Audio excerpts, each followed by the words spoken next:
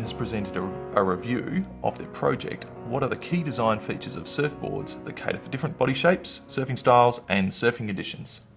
The overall grade was a B. For R1, the student did a considered review of the knowledge and skills that they developed in response to the question.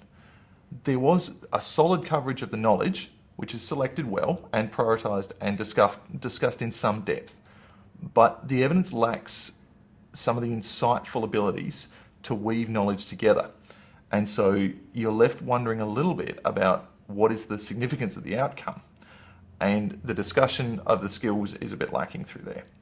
So overall, it's a B.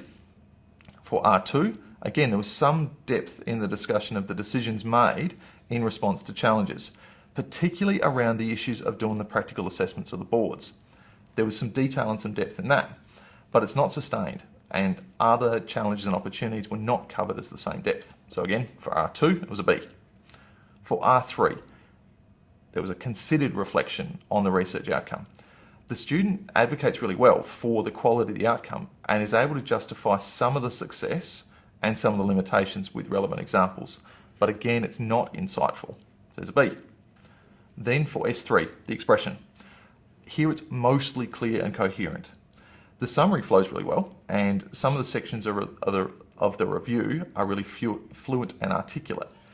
However, the piece doesn't sustain this quality all the way through, and sometimes the language gets a bit informal and the grammar and the syntax just kind of fall over.